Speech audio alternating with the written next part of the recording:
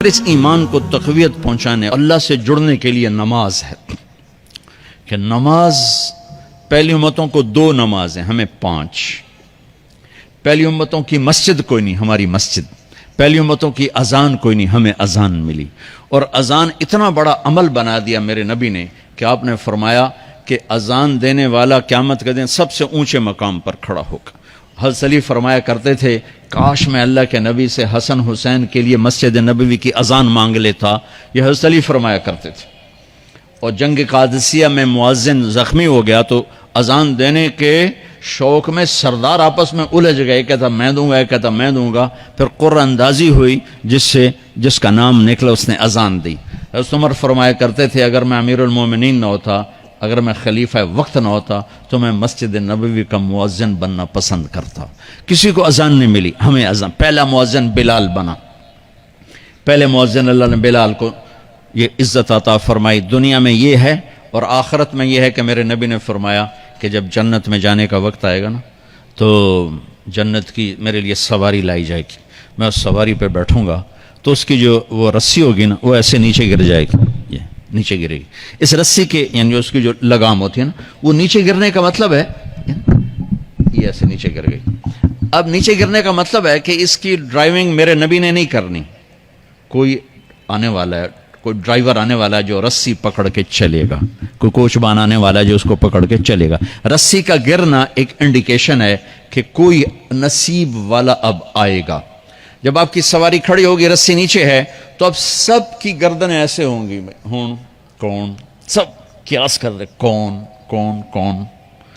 اللہ کی طرف سے اعلان ہوگا بلال کو بلایا جائے، بلال بلال، تو بلال آپ کی سواری کی لگام پکڑیں گے اور آپ نے فرمایا کہ سب سے پہلے میں جنت میں جاؤں گا اور بلال میرے ساتھ ہوگا، میری سواری کی لگام پکڑے ہو جائے گا۔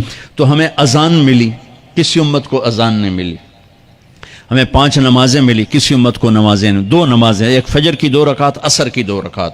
باجماعت نہیں، ان کو اپنی کتاب یاد نہیں، ہمیں قرآن یاد ہے۔ میرے مدرسے میں ایک بچہ اب ماشاءاللہ امریکہ میں وہ پڑھا رہا ہے، اس نے 30 دن میں قرآن یاد کیا۔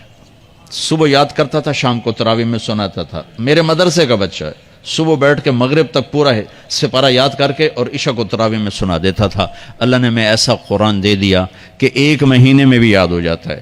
3 دن میں بھی ایک بزرگ نے یاد کیا، 3 دن میں قرآن یاد کیا۔ اللہ نے ہمیں قرآن کی دولت عطا فرمائی، پڑھنے کے لیے 5 نمازیں عطا فرمائی، تہجد کی نماز عطا فرمائی، اوابین کی نماز دی، اشراق کی نماز دی، چاشت کی نماز دی۔ نماز کے کتنے دروازے کھول دیے۔ اور میرے نبی کی آخری نصیحت تھی میری امت نماز نہ چھوڑنا، نماز نہ چھوڑنا، نماز نہ چھوڑنا۔ اور اس 14 صدی میں کوئی موقع ہے نماز چھوڑنے کا تو وہ میرے نبی کے نواسے کی کربلا کا ہے کہ جب ظلم بھی انتہا پر تھا اور مظلوم بھی اپنی آخری حدوں پر تھا، اور کائنات نے نہ ایسا ظلم دیکھا، نہ ایسے مظلوم دیکھے، نہ ایسی پاکیزہ ہستیاں دیکھی، نہ ایسے درندے دیکھے۔ تو سورج ڈھلا، نماز کا وقت ہوا ہے تو آپ نے سبحان اللہ، آپ نے زہیر سے فرمایا کہ شمر سے کہو نماز پڑھنے دے، نماز پڑھنی ہے، امت کو پیغام دینا ہے کہ یہ کسی حال میں چھوڑنے کا کام نہیں ہے۔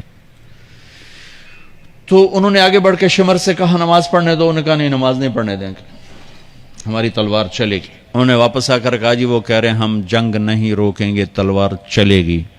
تو پھر یہ نہیں فرمایا اچھا چلو ٹھیک سر دیو، فرمایا اچھا آدھے نماز پڑھو آدھے جنگ کرو۔ آدھوں نے نماز پڑھی، آدھوں نے جنگ کی۔ پھر انہوں نے جنگ کی اور پہلوں نے نماز پڑھی، اور عصر سے پہلے سب کے سر کٹ کے نیزوں پہ چڑھ گئے۔ یہ وہ ہستیاں ہیں جن کو میرے نبی نے کہا میری آنکھوں کی ٹھنڈک حسن حسین، میرے جگر کے ٹکڑے، میرے جنت کے پھول، پتہ نہیں کیا کیا تشبیہات دی ہیں میرے نبی نے۔ اب جنت کے نوجوانوں کے سردار حسن اور حسین۔ اور پھر نماز نہیں چھوڑی۔